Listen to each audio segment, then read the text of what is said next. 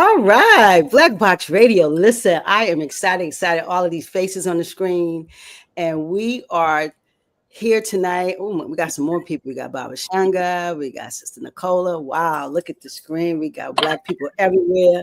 It's looking like a black bowl of fruit. I just love it. So I am Queen. I'm a host at Black Box Radio. We are a multimedia platform illustrating Black excellence.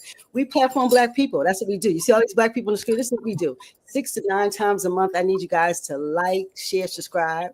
I'm going to say that again. We're trying to build our YouTube channel, so I need you to step in 10 toes down and like, share, subscribe to our YouTube channel. Please, we're trying to build a grassroots space for Black people, a very authentic space. And it's very important that we support each other. So listen, people on the screen too. Listen, like, share, subscribe. I need you guys. Half of you are here ain't subscribed, so get subscribed to our YouTube channel, and listen, join us in this movement. But tonight we got Black legacy, Black people, Black women, Black men. Oh my goodness! So we got Marissa Stone, we got Trevor Lawrence, we got Baba Shanga, we got Nika Namdi, Dr. Gregory, Nicola, Uatova. Wrong. Watuva. Ooh, let me get it right. Watuva. Nicola, what's a part of me? And looks like Dr. Peak is here. Dr. Jerry, how are you? Fine, thank you. Okay, excellent. So this is the Living Library.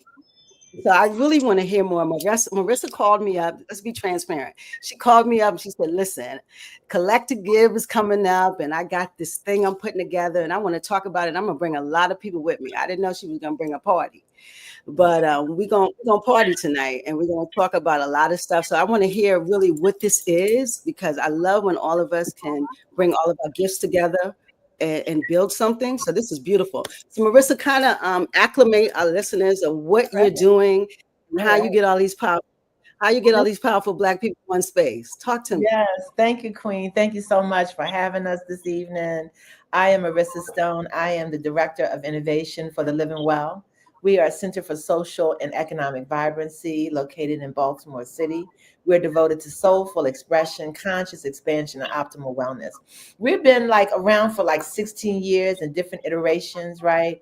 And so we've amassed what we call a brain trust of folks that you're seeing on the screen, and also more of healers, artists, and thought leaders. And so, most people, all the people I would say here on this platform, are change leaders. We have what we might want to call street cred in our communities, of doing the work. And so we have, again, artists here, social scientists, data folks, psychologists, and also many of you may or may not know we're in the candy lane, right? So the cannabis lane. And we're looking at cannabis for a form of social justice. But anyway, this evening we wanted to share with you a couple of things. One, we are launching this fall the Living Library Human Story Exchange. One of the things that we recognize here is that, a lot of mission organization or mission-driven organizations have what we call a board, right? A board of directors that are usually advisory people to whatever that organization's mission is. But we're different in a way that our work is not passive, if you will. We operate as open teams of teams with a symbiotic relationship working towards a common mission and purpose. Oftentimes in this work around disrupting what we want to call structural determinants of health, we work in silos, right? And so housing people work in housing, right? Workforce people work in workforce. And so, it's a little crazy because you really can't have the conversation about safe, affordable housing without having the conversation about workforce, et cetera. And so, our goal is to use our platform to share with individuals, right? Oftentimes we are looking for mentors, or we look at people that have been successful in the work that they do and wonder how they got there, right? And I always say that most people who are working in this landscape and this work, have a painful problem that got them there. And so sometimes it's, it would be interesting to be able to provide folks, with access to people right? Or individuals or organizations. And so we are actually kicking off our Human Story Exchange, the Living Library at Maryland Institute of College Arts. Maryland Institute of College Arts, the community arts program. They're going to have us come in and kind of talk to their students and their faculty about community arts. So that's one thing. The second thing is, we have, like I said, we have a multitude of platforms sitting here, and so we're gonna, have an opportunity for people to take a couple of minutes and talk about their platforms. But more importantly, we have to raise money for these platforms. And so this is Black Philanthropy Month. This is collectively is a organization who is charged with, creating momentum around giving for Black social change and led organizations. And so Friday on August 8th, we are asking people to donate not only to the Living Well platform, but the platforms of others that are on this platform. And so this evening, I just kind of wanted to share the Brain Trust. And what is a brain trust? The brain trust, again, we're different, than a board, right? And so, I was going to ask Baba Changa, we had this conversation about what makes a brain trust different than a board of directors, right? So Changa, do you want to talk a little bit about this? Sure. Peace, everyone. I'm Chango Nyango. Wait, thank you, Queen. Changa, wait a minute. Changa, for a second. I'm sorry to interrupt you, but can you please introduce yourself and what you do? Because everyone doesn't know you guys. So each person, when you talk, please introduce what you do. If you're on a Collectively Give campaign or platform, please say that so we can move forward and kind of talk about the meat of what you guys are doing together. Okay? So I'm not going to interrupt again because there's a lot of voices here. So Baba Chanda, the floor is yours, brother. Sure. Thank you for having me back on the show. We had a great time the last time. The idea that brought me into philanthropy was there were young men who needed to have a mentor, and they needed a mentor in a very specific way, a very special way that gave them some inputs that they otherwise wouldn't get. And so the Living Well allowed me to go into that, and it pushed me into that place of having confidence where I didn't have confidence. And so OBI was the entity that was born. And 10 years I did that work, and that work was amplified by being in community with like-minded people who would say, listen, you're doing great. Here, add this. Listen, you're doing great. Here, add this. Let me do this part for you. And so that was almost 20 years ago now, which is crazy to think about. But that's going on 20 years ago now. And so when we're looking at how do we take a model that amplified my personal work and push it out into the community, how do we take the model that amplified that, the lessons that we as a community learn from that, and translate it to all the other things that we do, and make it something that we can easily pass along to the next people who are coming along and have that energy to serve their community. And so the Brain Trust has come along. Everybody that you see on the screen has a very similar story to the short story that I just told you about my work with young men, that has now amplified out to become BROPE and to become creative nomads and to become the different organizations that I personally work with. But how do you share the nugget, the model? And so the Living Well Brain Trust is this idea that we all work in our own teams, in our own way, but we also work collaboratively and collectively. And we bring our own pieces of tenacity, our own pieces of capacity and competence to bear on each other's projects. And that's kind of what a board of directors is supposed to do. But board of directors in practice actually winds up looking more like just a few advisors who stay arm's length from the work and just kind of give you some tidbits here and there. That's what it looks like in practice. Whereas a brain trust is more like people who are closer to the work, in the work with you, benefiting from the work, and it's just a much closer way and a much more indigenous way of looking at having accountability, having sustainability, and we're in the process of formalizing this so that we can share it with other ventures.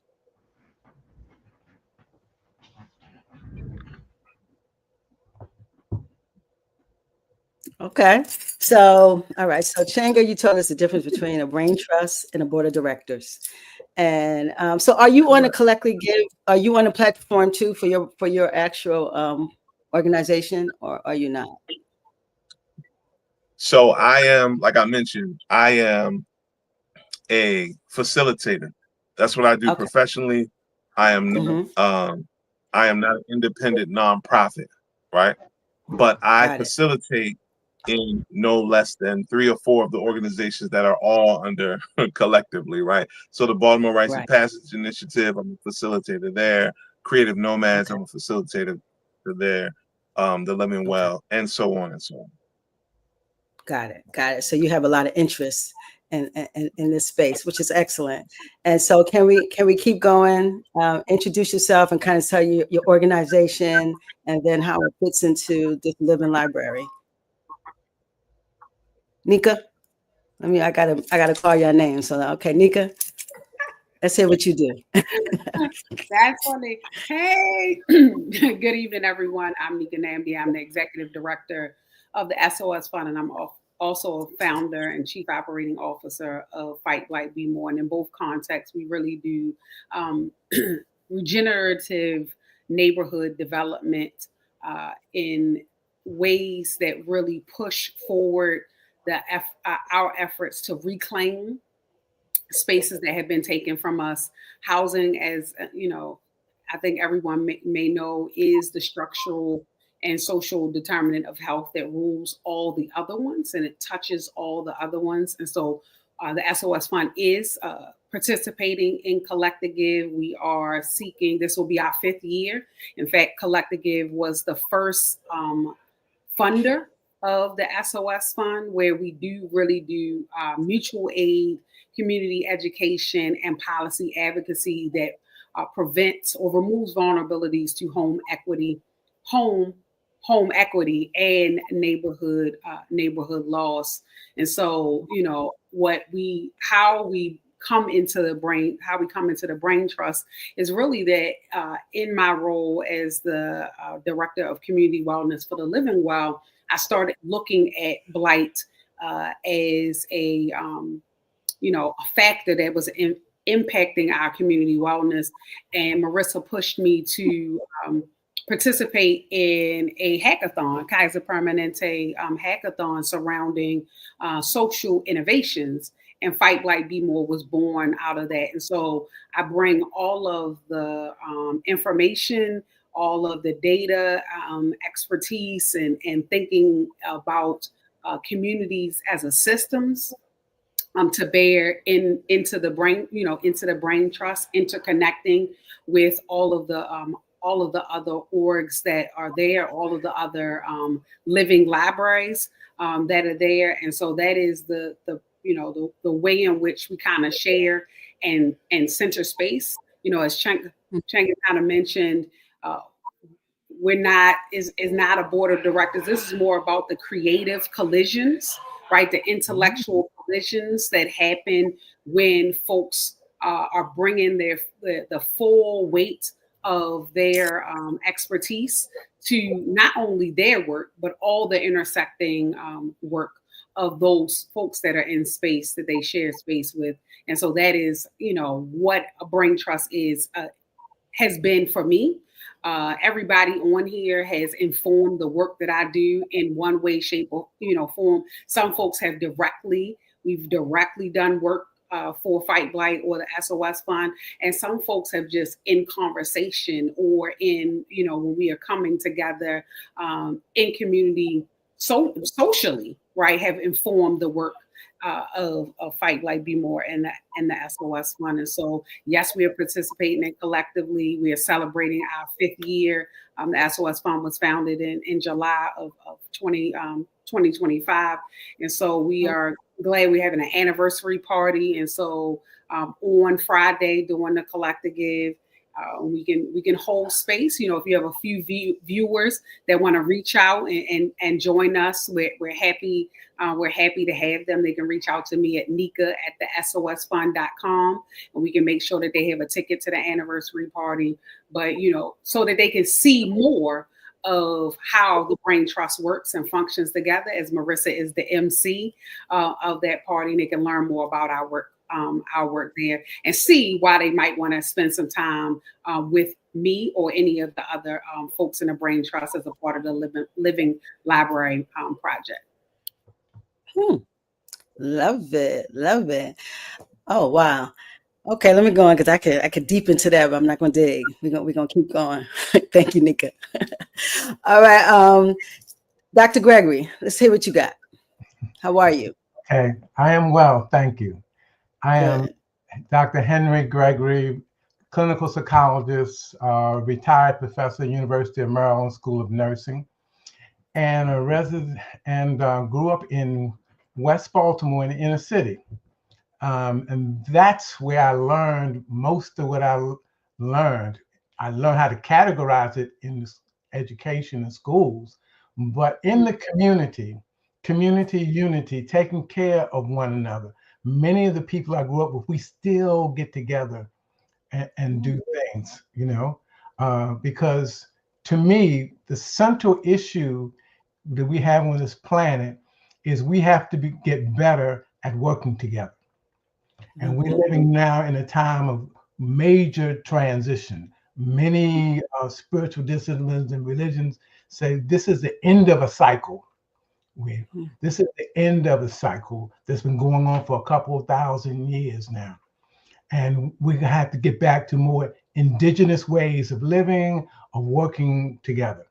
So I'm also the director of what's called the Rafiki Consortium. We're a mental health agency, family-based, that we provide services, we do training, consultation, nationally and locally, like that. Also, president of what's called the Baltimore Home Community, which is an organization that practices and promotes homas, or what we call agnihotra, which is purification of the atmosphere with using fire that's done at sunrise and sunset. It's a process that actually counteracts pollution and helps things to settle so we can go deeper in our minds, relax, and be more true to ourselves and our connection to life, to nature, to the divine, like that. So working with the living wells is just natural to come together with other folks who are about healing the community and about creating opportunities and actualizing potential for everybody in the community. Can I just jump in, Queenie, Dr. Gregory? I just also wanted to mention that we are also raising funds to reactivate the Breaking Free Men's Circle for Black men. Dr. Gregory and Brother Dr. Bridal Pearson in 2019, created a platform and a space for Black men to come and talk about, some of the challenges that they face. And one of the things that I love that, Dr. Gregory talks about is that we circle up and talk from the inside out. And then also they provide the men who are participating in the group with what we call healing technologies, looking at, how to use the martial applications of Qigong or Tai Chi, in your healing journey. So I just wanted to put that out there to say that a part of our Collective Give fundraising campaign is to reactivate our Baltimore Black Men Healing Circle. Love it. Listen, guys, they collecting money on here. So just everybody just get your coins because everybody's collecting. And it's a good thing. It's a good thing. It's for Black people. So we went from female to male. So let's hit females. Sister Nicole, I'm not messing with your last name. So yeah, you come on and say your whole name, your whole name and what you do. Yes, absolutely. Thank you. Good evening. My name is Nicola Watuva. Garden of Nicola is my platform that I officially launched in 2017, but I do activations, curations, and collaborations. I've been working in community programs for over a decade, a lot of youth focused, food focused, integrative health programs. I currently partner with a group that does walks monthly at Lake Montebello on the second Saturday of the month. We actually have one coming up this Saturday. And I've been a part of the Living Well family for many years. Marissa has supported me just in bringing different events and visions to life. I've also supported a lot with the Living Well events, and the Harvest Snack Lab was one of my brainchilds that came through the Living Well, which is a cultural event that was focused on encouraging families to move away from Halloween candy culture and through food art and community engagement, focusing on the foods of the harvest season, because, you know, culture is a really powerful tool, right? And like affecting health outcomes. And I'm also from the South African diaspora, originally from Cape Town, South Africa. I've been in diaspora and been here my whole life, but I've always had a desire and a passion to want to contribute positively to my community, to the world in some way or another. I have had to learn in my journey that burning myself out, overextending myself, and being only externally focused does not help my community, at least not in a sustainable way, at least. And so my work is really sort of informed through this really powerful quote that I came across on, you know, when one can meaningfully address the pain and anguish in their own life through that process, can you most effectively address the social, political, and economic issues of our time? And with that said, as an artist, I felt very strongly the need to embark on a film on my journey to motherhood and healing that features 5 Baltimore mothers, myself included, and is also a photography and short film project. We actually previewed the film at Baltimore Unity Hall with the Living Well last summer, and it's a really amazing learning experience. It's still coming out at a to be determined date, but that has really helped to inform, you know, my work, and especially with everything that's been going on in the world, right? Like, how do we really transmute these really, really heavy things and turn it into light, or turn it into something that's going to be useful for, you know, those coming after us. I'm probably the youngest person in this space. I'm honored to have been invited to be in this space and to be a part of the Living Well's Brain Trust. I recently gone back to school by the grace of God. I was awarded a full scholarship to pursue my master's in public health. I am at JHU. And in my day-to-day, I support the work of Black Yield Institute and their food justice work in South Baltimore. And so I have a passion for food justice and food access. I know this is truly a heavy time in that arena, you know, especially as we're witnessing starvation happening overseas with our tax dollars. Exactly. And it really just starts with what's happening in our backyard, food apartheid, what's normalized even here. So, you know, within all of that heaviness, also with descendant of, you know, survivors of genocide on my father's side of the family. So I definitely don't, you know, take lightly being alive right now. And yeah, however I can really be of service, I'm willing to show up and to do that, because we are not in a space where we have all the answers.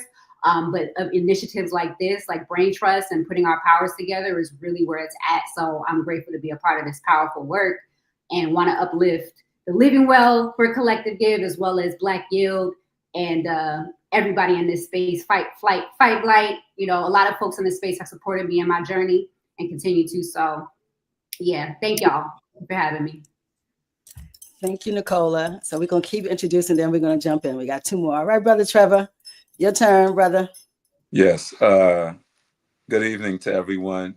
And I'm super, super excited and grateful for being here. I came from the social equity program from California and was one of the first recipients of the license here. And it was the model that a lot of other states have used since then.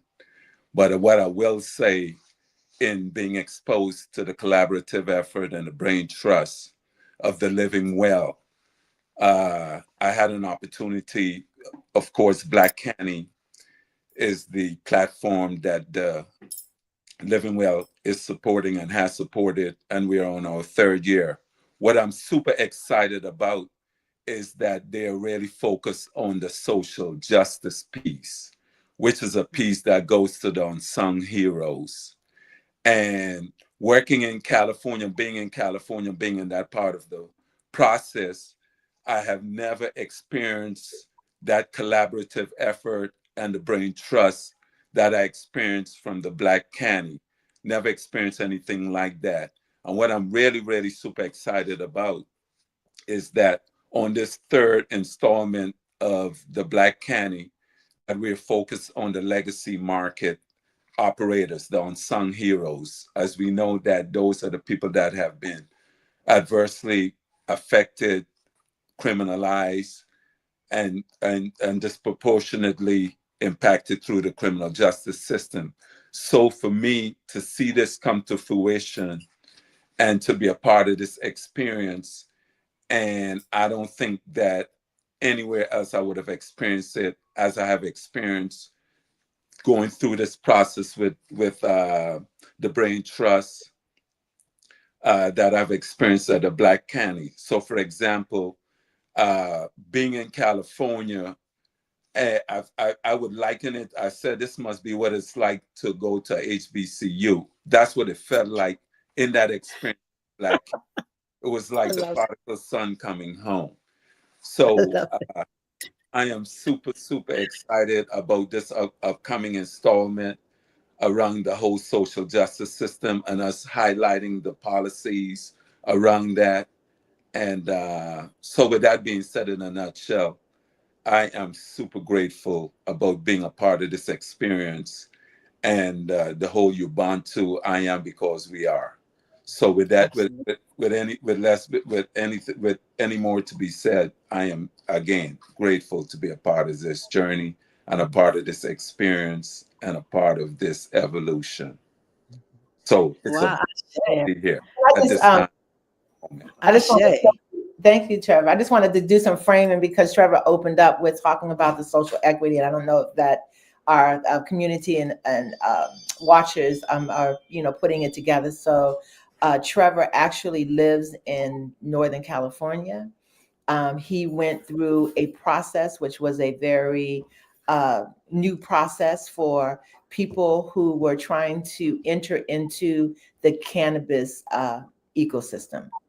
And so he went through one of the first social equity programs in California designed to bring people on board that, may not have had another pathway into the cannabis market. And so he was able, through his journey, to provide us with leadership and consult and guidance around how we put together our platform called the Black Canny. So I just wanted to do some framing so people would know. Thank you, Trevor. Okay, thank you.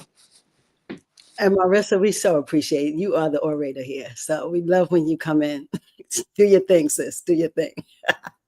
And our last presenter, Miss Mama Jerry, let's tell us about you and how you are a part of this brain trust.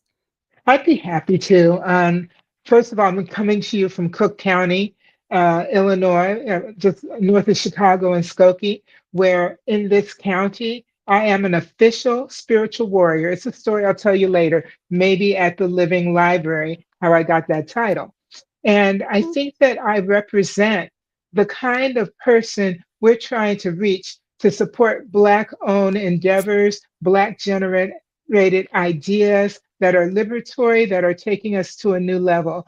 Barbara Henry Gregory talked about the time we're living in. We're living in the time of the end for many spiritual practices. I happen to be a member of the Baha'i community. The time of the end is also the time of the beginning. It's the time that we're kicking off 500,000 years of a whole new kind of way of being, if you believe what the people over here hanging out with a bunch of Black Baha'is this weekend believe. And why I think it's important to say this in this way is that one of the things that we have to learn in the adulthood of humanity is how to leave behind harmful structures, even that we celebrate as Black people who are proud of who we are and where we come from as the original people from our original home continent who populated the whole earth, which tells us right away we're all one people. So we have to develop the capacities that we need to create the society we already had. There are some societies that are living in alignment with nature and spirit, so they don't have to go through a lot of foolishness except for us who leave them alone. But for those of us who have fallen under the thumb of the youngsters or the far West Asians, sometimes known as Europeans, who, as the younger people on the planet, behave like toddlers, take everything they see, break it if they can't keep it, don't want nobody else to have it, don't want to share it. And so, one of the things Marissa wanted me to talk about is the Virtues Project, which is something I didn't create, but I was instrumental in bringing to Baltimore. As it's just a way to think about our own human spiritual qualities: love, kindness, justice, integrity, fidelity, straightforwardness, honesty. These qualities that allow us to be the most mature and healthy people and who can co-create a mature and healthy society. So we are in a time of transition, which is terrifying because some of the fear that is and the scarcity mindset that's driving the structures that we are fighting to reform, well, not even reform, we're trying to get rid of them so that we can build something different.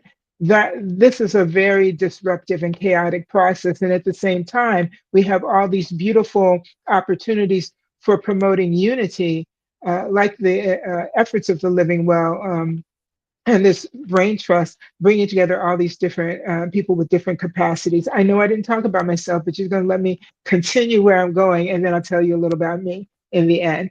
So I think what's really exciting is that this time of year, during Black Philanthropy Month, when we're coming up on the 24-hour party, collective give learning session, this is a time where we elevate our own individual efforts. And in my case, my effort with Collective Give has almost always been a supporter. I look forward to this 24 hours to think about who I'm going to support, how I'm going to throw my money down.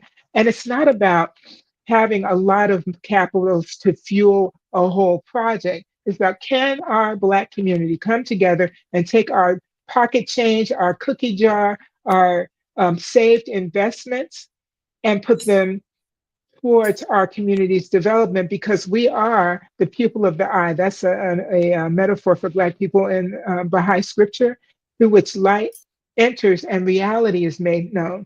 Our strength is what will guide humanity towards its ultimate well-being.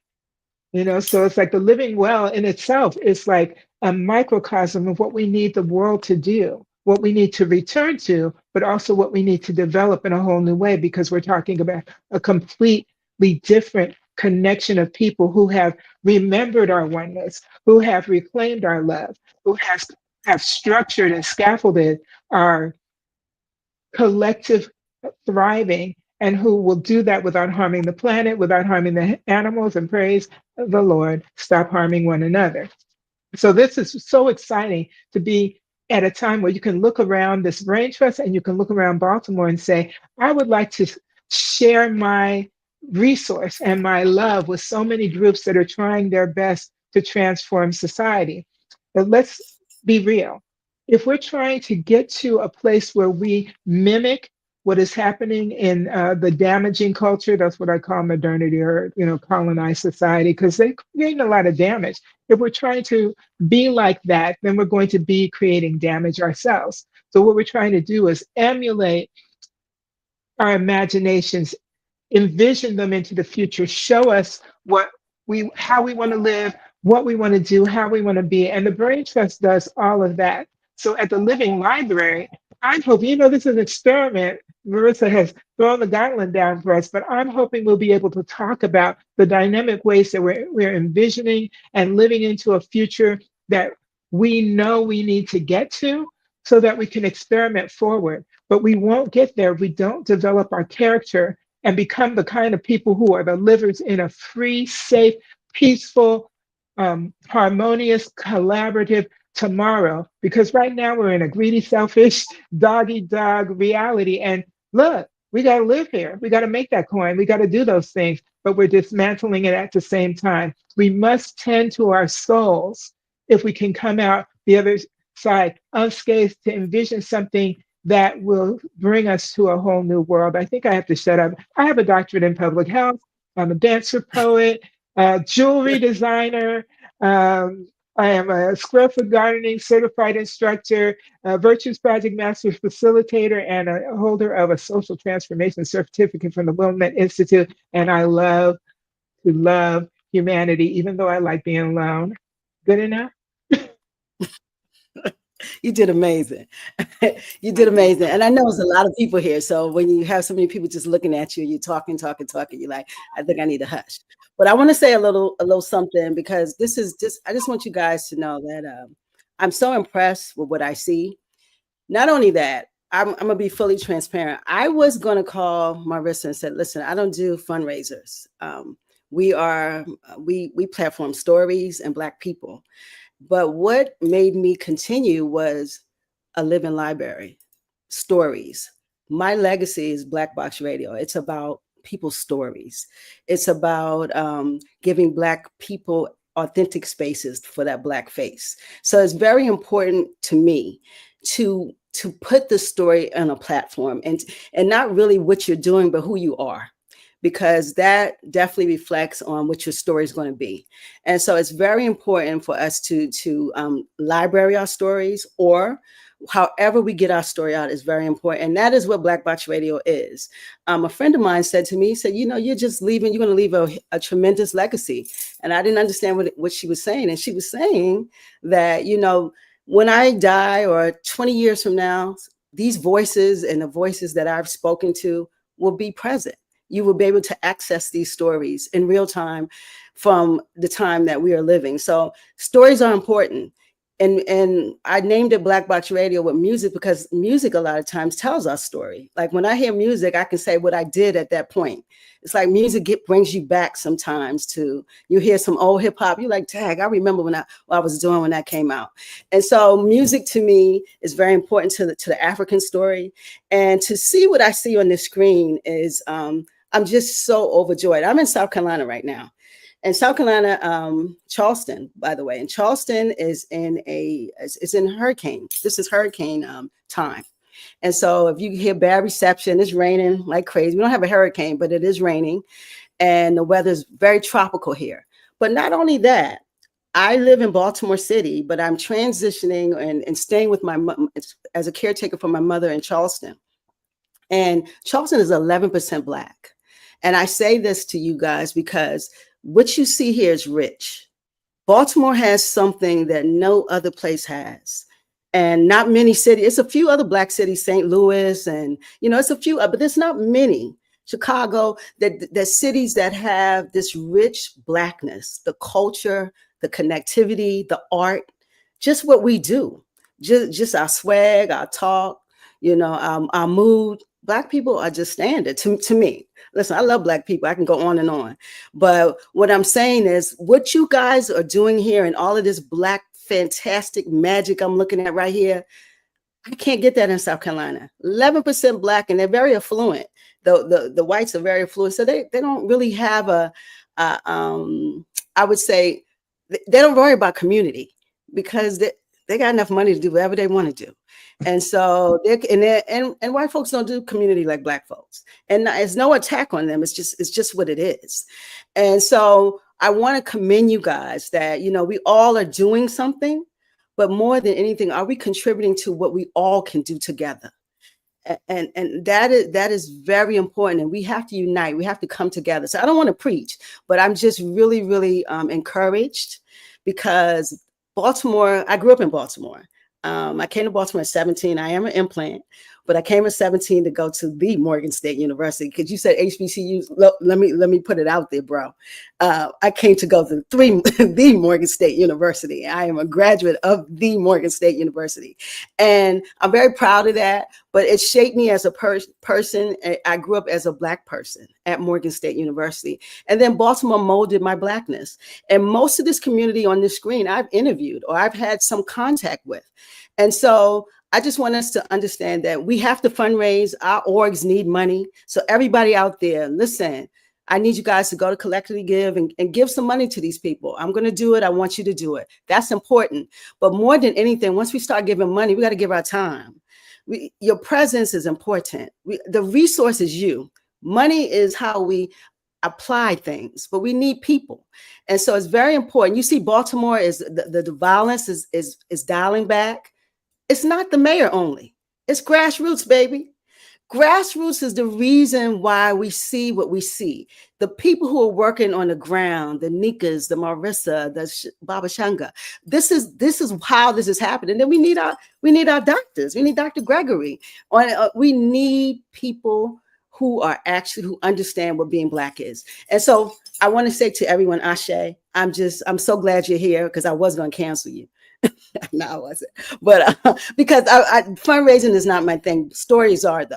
The story of the American African is my passion. And so I'm very happy that this is happening.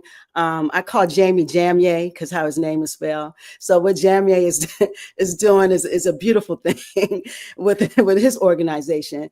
And so I tell everyone, please give to the orgs, but we don't have grassroots. We don't have what's going on in Baltimore right now. The decline in the murder rate. The community is stepping up and saying, we want to love more than we want to fight. This is happening because of grassroots. The mayor, yes, we need somebody who will cultivate the policy and allow us to do this work, but we definitely need these type of organizations. So I say, stand up, dig in your pockets, and give to these organizations. And to everyone here, I said, Ashe, and thank you for your work. So you guys can do your thing. I'm gonna stay back. Go ahead, Marissa. I know I'm working for you. Go and do your thing, Marissa. No worries. I just also wanted to mention something that really struck me powerfully on Saturday during Dr. Gregory's talk about his book, Mind Training. And I was thinking about how, we all kind of, spend time, if you're doing this work, sometimes it can feel lonely, right? Because you are, driving a mission, or you're driving a movement or a platform. And it's so nice to have access to people that can help you to reframe what you're experiencing, what you're feeling, right? And what you're doing. And so, the Brain Trust for me, wasn't necessarily always called the Brain Trust. These were just people that were sitting on the Living Well platform. They were friends to the Living Well, and just kind of watching like the work that we've done in a very organic but impactful way. We've worked on a community health study with a couple of the Brain Trust people that are not on here tonight. I'm call out Tiffany Trust, who is an amazing strategist, and also Janelle Williams, who I just want to shout out. She just opened up a design studio, Detailed Theory Design in St. Croix, right? This is her passion work. Does a lot of work around like looking at how you can create spaces that will reduce, if you will, trauma, right? So we worked on, studies such as the anatomy of blight, where we were able to show the history and the breadcrumbs from restrictive covenants to the blight that we're seeing in Baltimore, and also, do community participatory research around Baltimore to really look at the impact, not only the social impact, but the economic impact and the health impact of blight. Again, Dr. Jerry Peak Janelle Williams, Hughes, as well as Tiffany Trust were some of the, the main players on that platform. We also did a community health study for the city of Elizabeth, New Jersey, a community health needs assessment where we were able to bring, the resources or the thought capital that sit on the Brain Trust to, to create an amazing body of work. And so, we are a social entity, right? But at the same time, we are really sharing our subject matter skills to this work. I think that, I've taught nonprofit management for many years. And I'm a nonprofit management consultant. And I kind of feel that, I don't kind of feel, but I do feel that we're seeing more of the devolution of federal social programs through this administration, the same thing that happened during the Reagan administration. And so what we need to really, focus on is that, we have to work in community, that the nonprofit model as we know it has outlived its utility, right? The money is just not there, right, for us to, to be able to survive. And so we've got to pivot. We have got to bring our skills to the table. The last thing that Maryland and most other municipalities need is another nonprofit, right? We need, like the Living Well, we are a profit entity with a social mission. And so organizations have to understand now, especially nonprofit organizations, that you are competing, for an example, with Under Armour in Maryland, right? Because Under Armour is a profit entity with a social mission. And Under Armour is competing, with the same target audience and resources as a Baba Changa, right? With, creative nomads and, all the things. And so I just think that we have to be futurists and are thinking about how we're going to heal our community and how we're going to use our individual and our collective platforms to do that. Can I jump in there? It just makes me think of, I also serve on the Wealth Reclamation Academy of Practitioners. It's a national board working to uplift community power and resourcing its own efforts. Make no mistake, if somebody wants to dive in and give, hundreds of thousands of dollars to an effort, that's fine. But what will sustain us is our capacity to do our own fundraising. And that's what we did coming out of slavery through Reconstruction into the 20th century.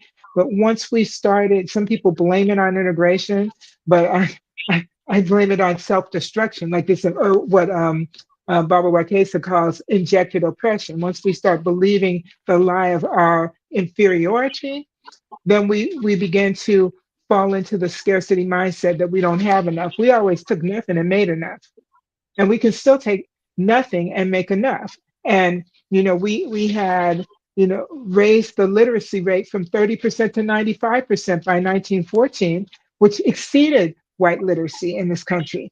We can do again, but this time, just this is just me. I tell people like I'm in the special forces for unity.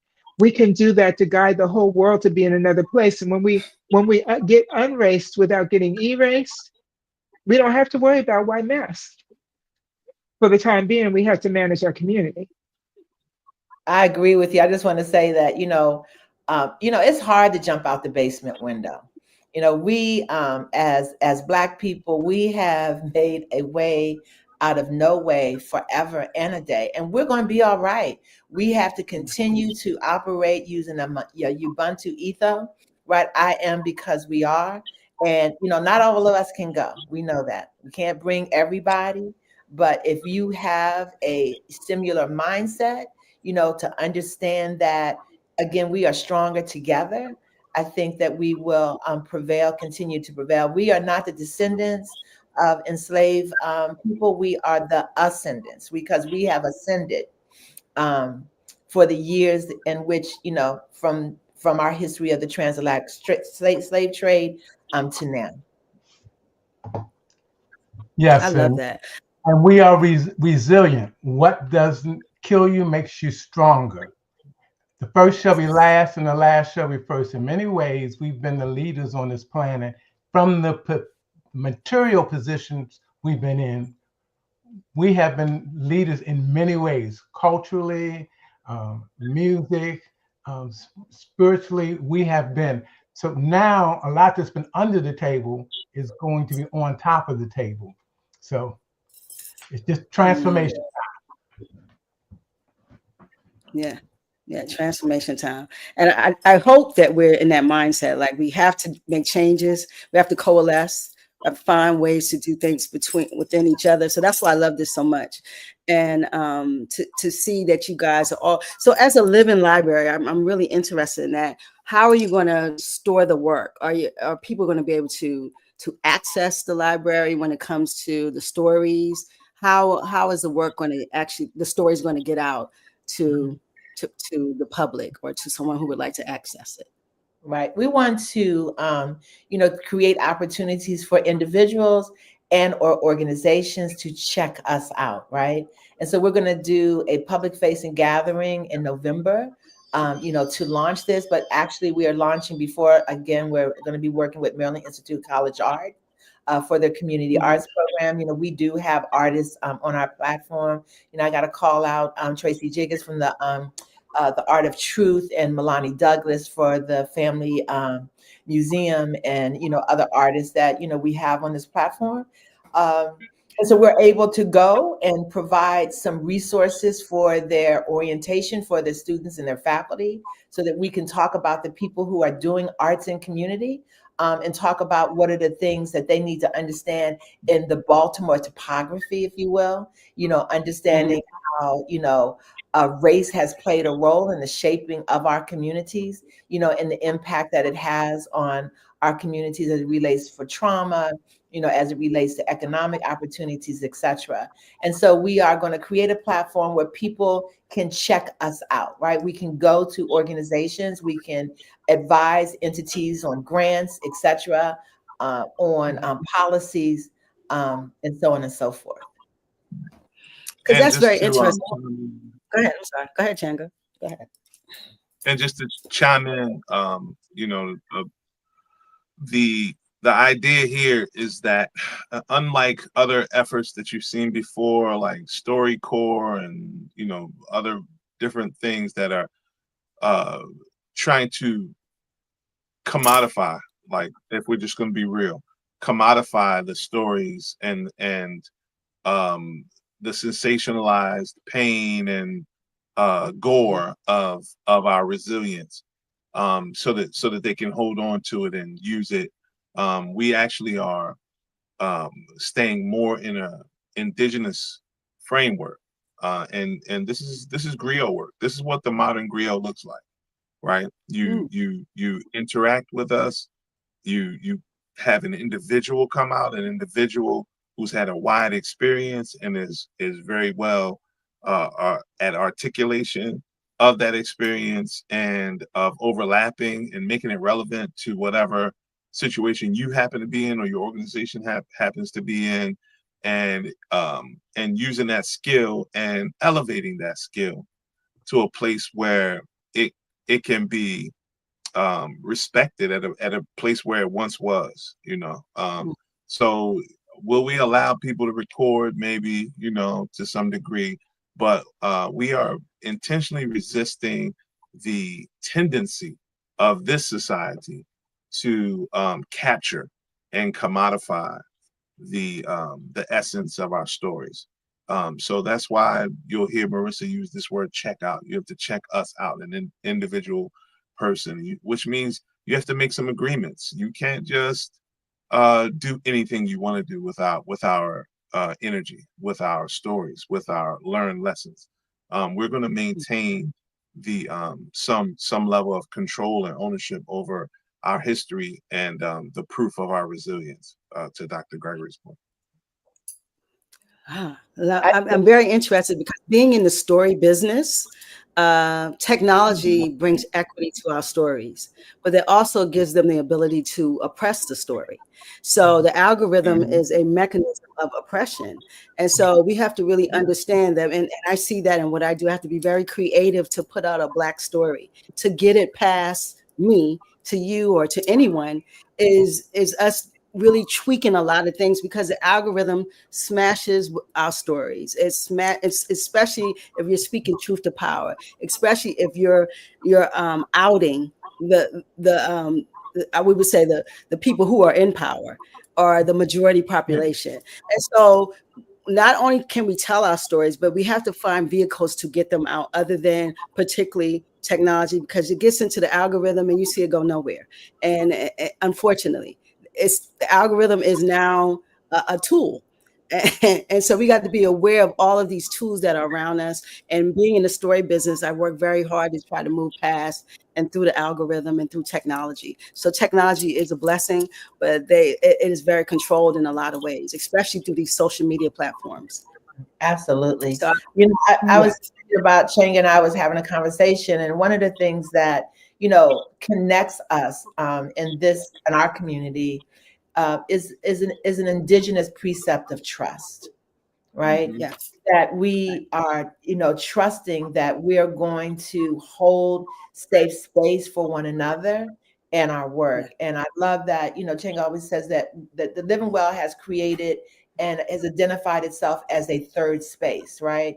You have work and you have home, and this is not about a space that has walls. It's about, a community space. And we have all been able, to operate within this indigenous precept of trust, right? That it doesn't mean that we get along. We have, Chang and I'll tell you that we have rolled around in the mud, like literally ain't speak to each other for 2 years because we was mad, and you know what I mean? But at the end of the day, we have to transform conflict in a way, I get chin checked. I may be the proprietor of the Living Well, but I am not the boss, right? I get chin checked. And that is, the beauty of shared leadership. A lot of folks are, talking about employing shared leadership models, but it's really, it's not easy because we've been taught this hierarchy or what you say, this paradigm, right? Of a triangle, being power comes from the top down, but that's not what shared leadership is about. It is, it's humbling. I can be chin check. I'm laying on the ground, bleeding out. Nell will be like, "What we doing? We going to smoke? What we doing?" Nobody cares. Nobody cares about your feelings being hurt because we center the work, right? And we all, are bringing our collective lenses to this work. And so I am, personally and professionally grateful to, have a circle of, for the listening audience, what you need to know that everybody on this platform are award-winning, recognized, street cred, social change agents doing the work, right? And so, we are grateful for the ecosystem that we're operating in and our concentric circles. And, and you are also included in that. And thank you so much for having us to be able to use this platform, not only to fundraise, but to tell our individual and collective stories.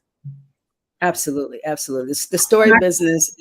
Can I jump in for 1 second? Because I just wanted to say this one thing about fundraising, in that this is currency.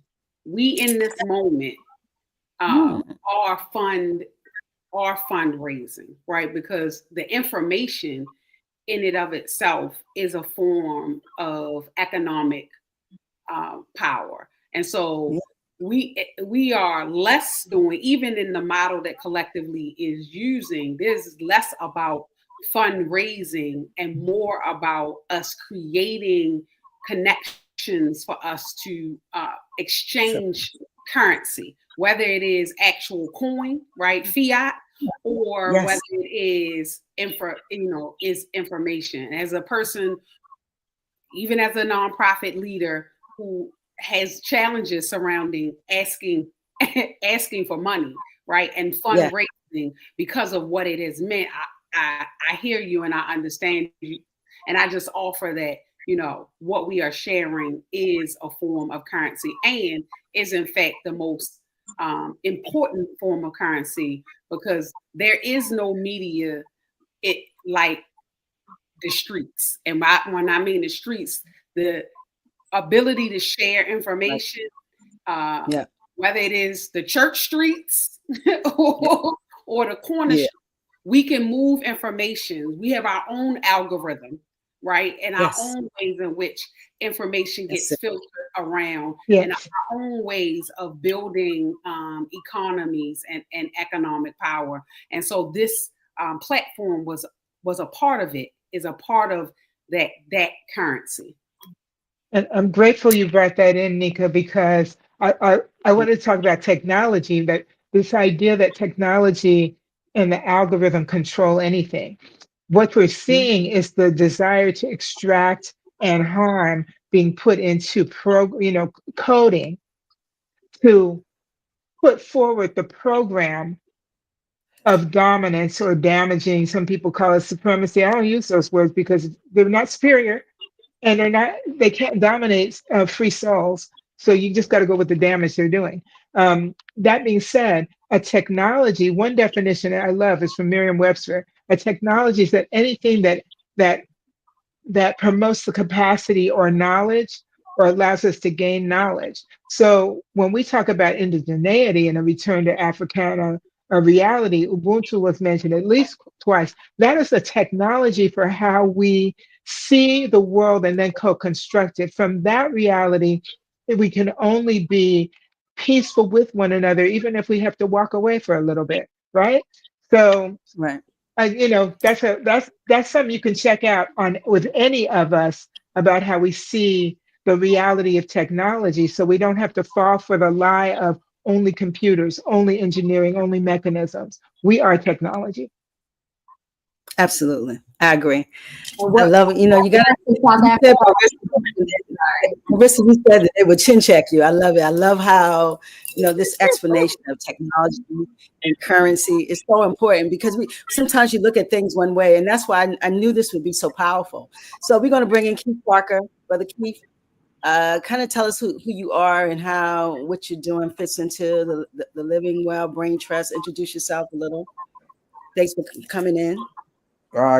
Good evening, everyone. Sorry about being late. Had a church meeting that we have every Wednesday, so things are running long. But anyway, my wife and I are the founders of Piedmont Hemp Company. We have a health and wellness line of spa products for healing. They come from our background of being some of the original licensees in 2017, growing industrial hemp for the Department of Agriculture. And from there, we've been lobbying at the federal level to improve legislation. But what our focus is about land, because we have a certain amount of land that we're losing. We lost over 75% of our land in our community. And this was a program that was actually put into place by President Obama during the Farm Bill, a new industry that African Americans and HBCUs were allowed to institute. Understanding now that the new administration is changing a lot of those laws.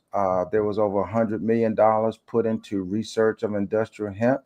That is going to impact our communities. And so lately, as a response, we've also stood up our next brand, which is Piedmont Harvest, where we're still focusing on those landowners who own land and don't know what to do with it, and empty warehouses.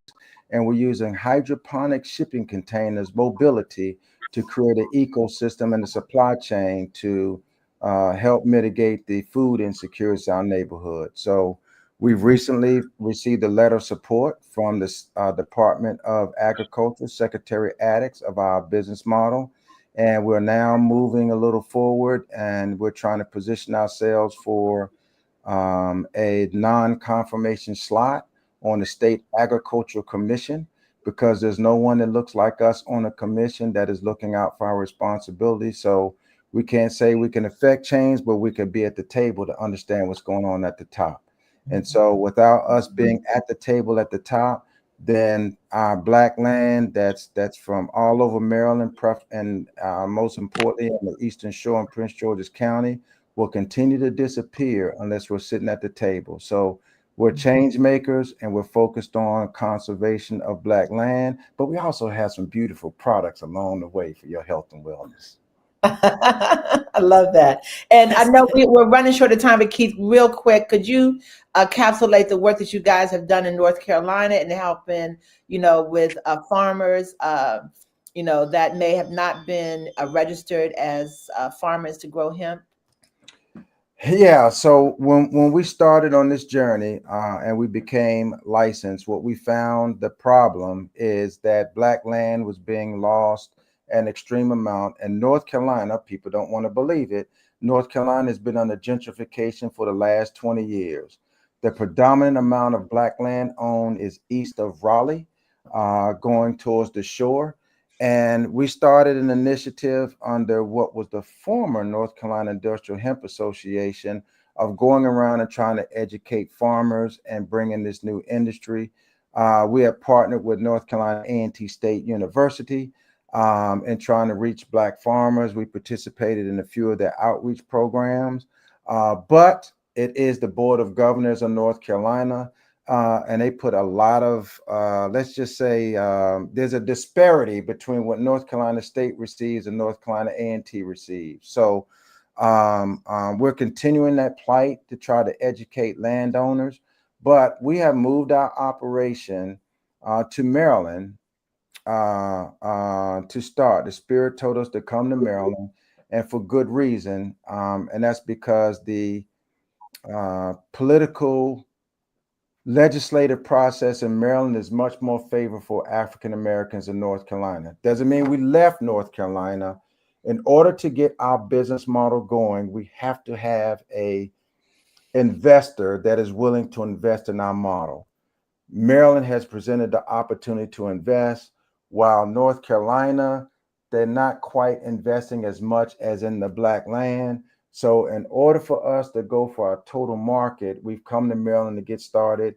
And what we're doing is doing a lot of coaching in North Carolina, but we'll be back there pretty soon with the full-fledged program after we get our investor readiness in place. Thank you, Keith. Thank you.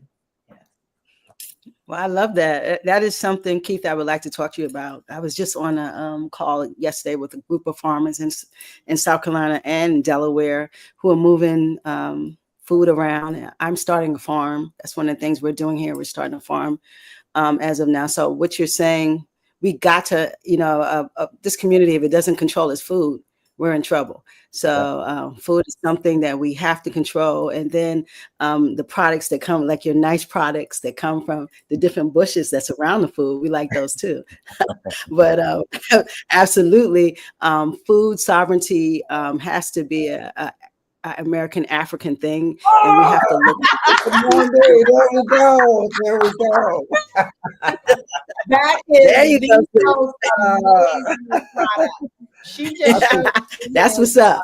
So and see, that's what I love. We got to have each other's products. That's what's up. Yeah, and it's amazing. I'm not just saying that. When I use that hand sanitizer, people will always come up to me and go, "Man, what is that? This smells so good."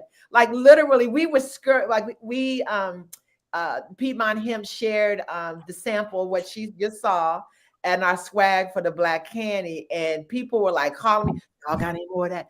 Did you got any more of that hand sanitizer?" I know that Yukana, who is our Shiro, she's the boss of our platform. She has ordered multiple times off of his website. So we, this is what Nika was talking about. This is the collective.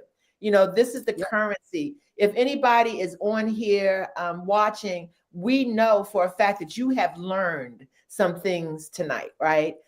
Through our stories and through our platforms. Yes. So we had a few people here, Monica Cooper and Catherine Jones. There, a lot of comments. But if I put the comments up, it goes over people's faces. So folks are very interested, and it's just good to see these type of conversations, and that you guys are taking time out to lend and also come together. It's a lot of genius in front of me.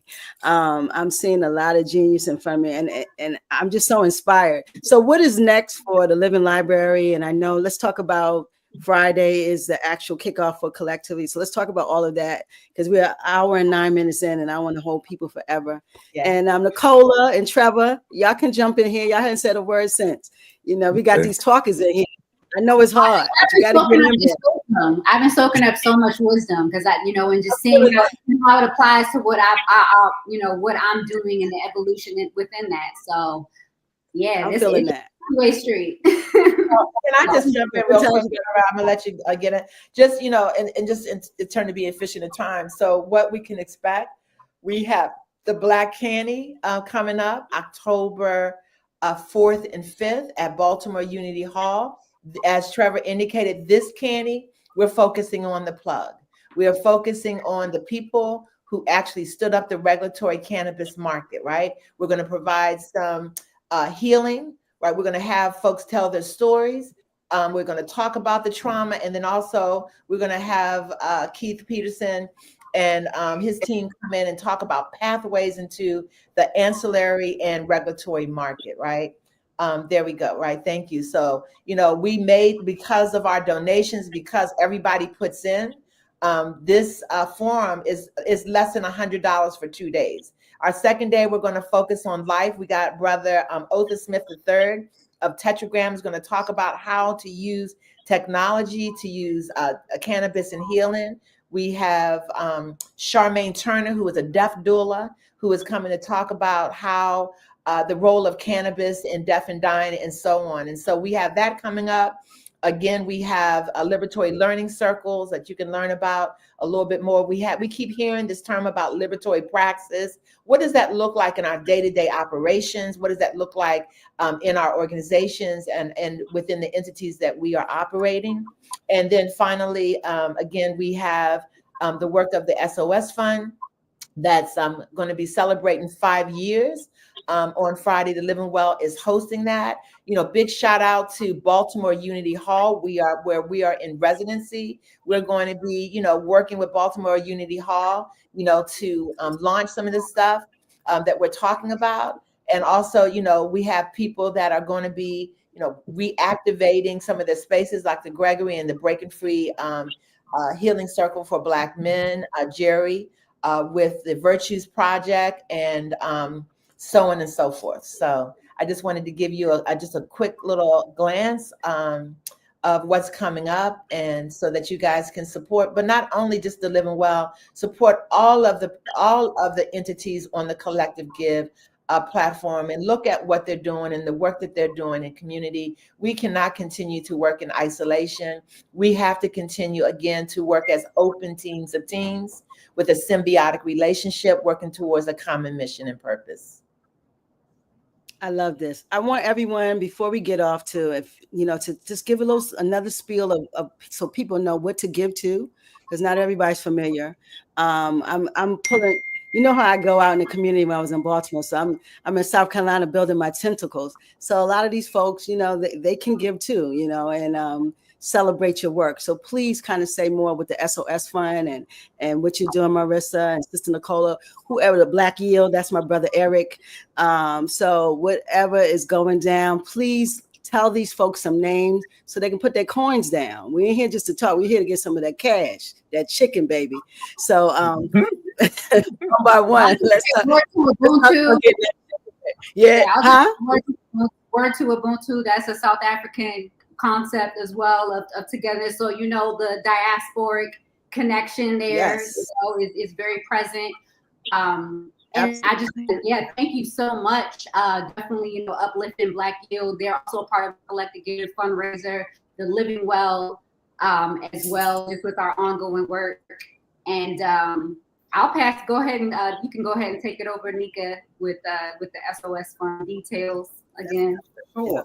So again, just pass the Dutchie one by one. Everybody just talk. Yeah. So again, the SOS Fund is celebrating our 5th anniversary and our 5th year of participating in Collective Give, and we are having a anniversary party from 5 to 8 on this Friday at Unity Hall.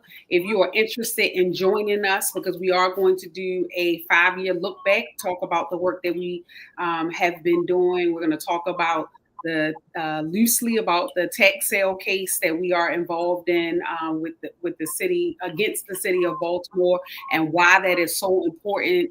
How tax sale is a vector of Black land loss. The mere fact that we have lost more than 15 million acres of land, mostly agricultural land, in the deeper South from 1910 to today. And it is important for us to understand that between 1865 and 1910, Black people amassed more than 15 million acres of land. And almost all of that has been stripped away from us. And that is by design. And so we're going to talk a bit about that. And so if folks want to join us, please reach out to me, Nika, at the SOSfund.com, and I'll make sure that you have a ticket to join us for that.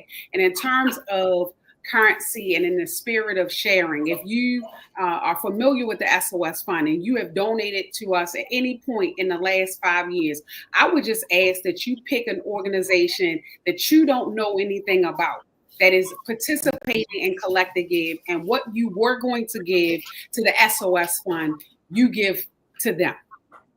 That is my ask. That's whether you join us on Friday or otherwise. I do want to make sure that folks like the Quita Chancey and Baltimore Homes that we are in connection with, that Requity Homes that we are in connection with, that Baltimore Black Dance Collective, the Binti Circle, almost all of the orgs. I looked at the list today. Almost all the orgs that that are on the Collect to Give are somehow connected either directly to the SOS Fund and to Fight Black Be More, or are like 1 degree of separation to somebody that is on the screen and the work that they are doing. So again, if you donated to us in the past 5 years, we just ask, pick an organization you never heard of, check them out, and then donate to them, and put in a little note that you're doing so because the SOS Fund wanted to share, so we can see those connections. We can see how the current has flowed. So that's my 2 cents. I love that. Can you guys tell me the website for Collectivity so I can put that in the comments? So once we are gone and someone comes to see this, they can see that. Can you put that in the private chat? Someone put in the actual website where people look up the orgs and actually donate. So please put that in. So Aisha Sneed is helping you out. Aisha, she's helping you out, Sister Nika. All right, Pastor Dutchie, who's catching? Let's go. From the left-hand side, pass the left. Who's that? Baba Chang. What you got? Who you? All right. I know. Yeah, come on with it. Listen, what I'll say is shout out to Collectively, right? This is an idea that let's use whatever social capital we have to pull together not only traditional funders, non-traditional funders, but most importantly, reach out to the base and get the base to get used to sending money to the things that they want to see.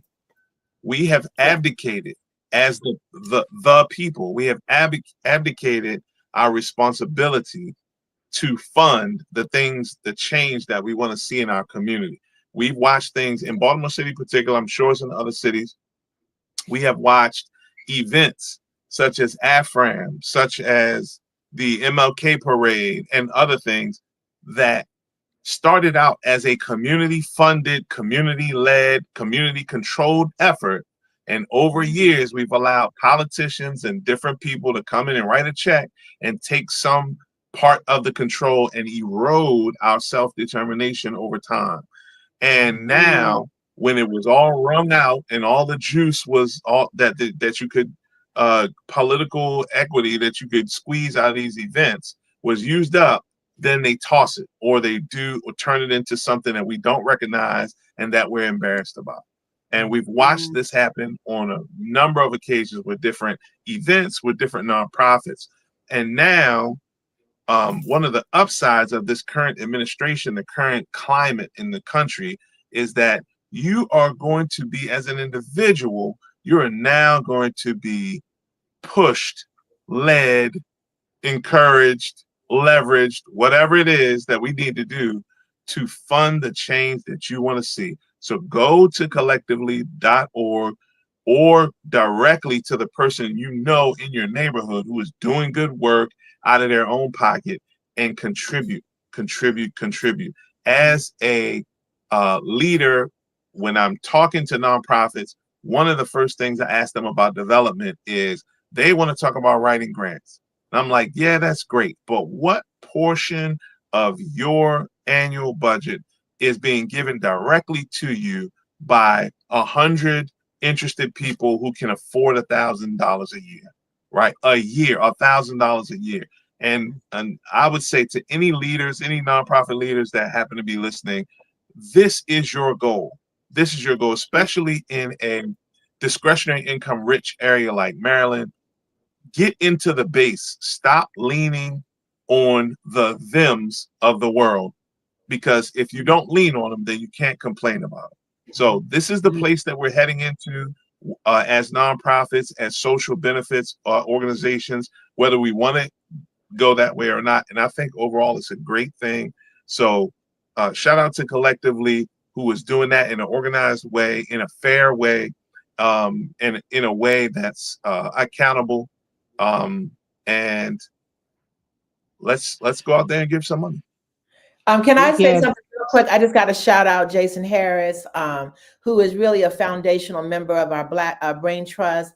He is the founder of the Black Robot Project. He is a futurist. He is actually headed to Cambilio, if I probably have murdered that, Cambilio. And so I would say, just want to shout out to the Black Robot Project and Jason Harris for the love and your brilliance that you bring to this platform. I'm sorry, I just needed to say that. I see that he is actually a spectator here. Yep. Yeah, I just wanted to underscore donors. Being a donor to Collectively, I remember I received a $500 check for being a part of founding the Baltimore Virtues Connection, which is not a nonprofit organization. It's a collaborative. And I was like, what should I do with this? Oh, wait, they have a giving circle. I dropped that money back in the giving circle because I was kind of broke right then. I was like, I'm going to get into it, but I don't know if I can afford it. So there's a spiritual principle that when you give out of love and a belief in spirit, it will be refilled from an unseen source. Mm-hmm. Yeah. So, and collective giving doesn't means if I have $5 I can give and I want to give 5 organizations $1. What that means is 5 organizations know you love them instead of just one. Mm-hmm. Don't let the amount hold you back, because there's mystic power in the fact that we are all giving together, even should we all just give a penny. But we all say after that, don't just give a penny. Yeah. And also I want to shout out another one of our Brain Trust folks that is not here, that's done a lot of impactful work around food sovereignty. That is Dr. Dominic Farmer Nell of City Weeds, Baltimore. He is on the Collective Good platform. Please check out his work as well. Excellent. Love it. I love all of that. Okay, Keith, we're going to let Dr. Gregory give the last word. So, Keith, you got the Dutchie, brother. Well, look, well, we don't have our nonprofit set up in Maryland just yet, but what we want to let you to know that Piedmont Harvest is social impact. Yes. Matter of fact, What's your website? Right here. She wrote right on there. And here she go. Yeah, what's the website? Let people get some of that sanitizer. Yeah. So what's your website? PiedmontHempCo.com is our website where you can get all of your spa and wellness and health products. Everything is infused with industrial hemp, and all of our recipes date back to ancient Kemetic medicine. So when you want healing, Piedmont Hemp Company is your choice. And here's our founder right here, Miss Tasha Parker, the better half. Hello, everyone. And God bless everyone on the call. I've been eavesdropping, so I've been ear hustling for a little while. It's good to hear just the sentiment and the encouragement that everyone is kind of speaking to this evening. It's a great way to have to go to sleep to hear such positive affirmations from everyone, right? And the works that we're doing in a community that basically creates bridges that individuals have to cross over from different directions, right? That's just the reality of where our world is. And we're, I'm motivated and encouraged at the same time to recognize that there's not one direction for any one person to have to travel. So it's important for us to remember that. And so that's what, to me, collectiveness is about. So be encouraged and continue to be inspired. Well, thank you for that. Do I have it right on the screen? PiedmontHempCo.com. You sure do. That's it. That's it. Yeah. We're socially Right. I always try to tell the hubby that it's okay if we're not a nonprofit. That's not what God had given us. We are socially impacting business that focuses on the importance of still creating profit. But the profit is a profit sharing model for others to basically build their wealth, all while we're talking about how we also build the wealth for the next generation, right? Because it's about generational seed planting. So that's what Harvest is about. Listen, y'all got to get some coins too. Y'all jump on that website and pick up. I haven't seen any of your products, but I'm hearing that they're good. So listen, jump on and get some of these products from these folks too. And we're going to let Dr. Gregory, you're going to take us out. We always want your wisdom at the end. So the duchy is yours, brother.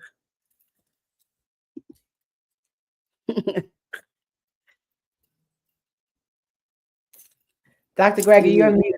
You're mute. Yeah. Is that there better? You go. Okay. And I just gave you the whole secret of everything. Okay. All right.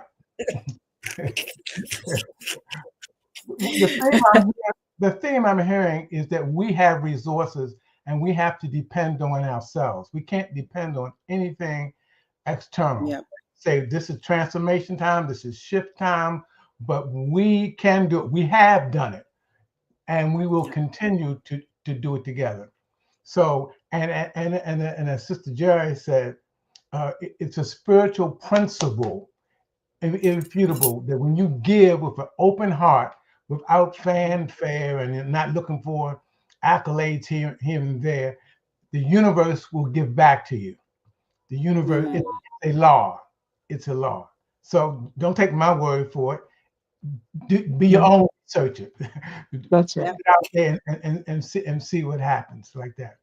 If you want to support some of the work the Baltimore Homer community is doing in terms of bringing kids out and teaching them mindfulness and meditation and creative arts and martial arts and stuff, then please do that. But the main thing is that we work together to support each other, because it is about us. It is about, we are leaders. We are the essence. We are the present. We are the future. So let's do this. Let's do this. Yeah. Listen, I love this. I want to say something as we end this, because I heard Marissa say this is Black Philanthropy Month. Didn't you say that? Or this month, Marissa? But also we can't forget that before we were integrated and before we got to these colleges and who we are now, there was something called Black August. And Black August was a commemoration of all of the Black freedom fighters all over this country. We used to have celebrations all August for Black people. This was something that we created to celebrate all our freedom fighters all over, our prisoners who are prisoners of the criminal justice system. We had celebrations all August, and it's not commemorated as much anymore. But I want us to also remember that this is August. It's Black August. So not only currency is money, currency is remembering the people who stood before us, who have allowed us, our ancestors, and the folks who are still caught up in the criminal justice system, and also our political prisoners who had to leave this country. All of these different things of being attacked in this country as American Africans. We got to understand that we've always created safe spaces for each other, and Black August was a month of celebration of all of those people. So we want to say ashe to our ancestors. I say ashe to everyone here. I am just inspired by what happened tonight. And guys, listen, let's get these coins. Let's get this chicken, baby. Collectivity on Friday, right? Friday. Let me put that thing up. Jason put up here. What is it? Collecting. I need you guys to go here and give your money. You can also look at and see each org. Am I correct, Nika? Each org is listed too. Okay, so you can read, like she said, if you give in to one that you recognize here, give to somebody else. The work, grassroots. Baltimore doesn't get better unless grassroots can grow some grass. So please pour some water into the grass. It's just, that's what it is. So everyone, bless you. Thanks and I want to say thank you for allowing Black Box Radio to host this event, to have you guys here. I need you guys, Keith and Nika, and all of y'all on here. Like, share, subscribe to our YouTube channel. We this is what we do. We platform Black stories and Black connection and Black love. And that's just what this was. I want to say ashe to everyone. Have a good night. Ashe, thank you. Ashe. Good night. Ashe. All right. Good night, guys. Bye.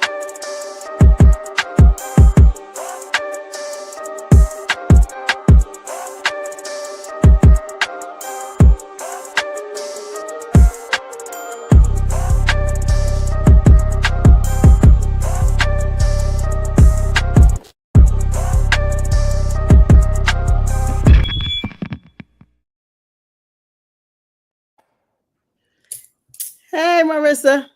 That was good. Thank you.